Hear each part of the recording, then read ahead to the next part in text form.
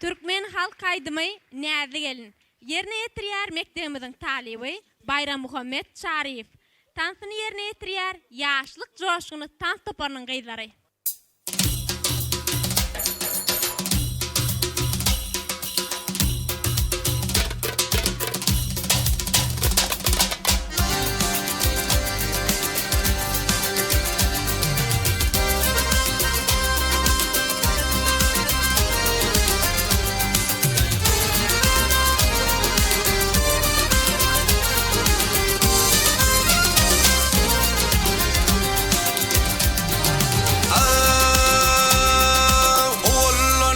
Bilmedim arman dinlenmez gelin.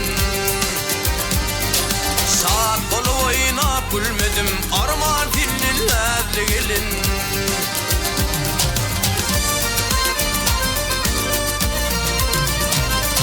Ay hemen anla burguyu bar, şekerden şerbet su var.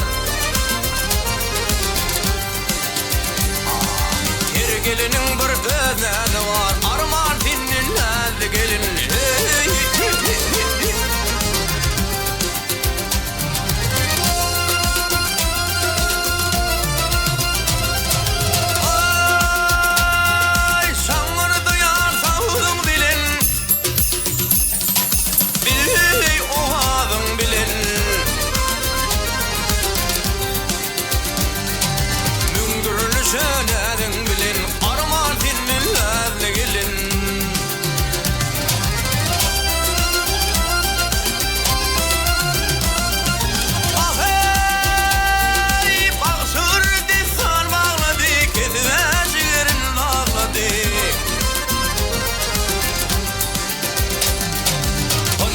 Köşede ağladı arman dinlenmez gelin.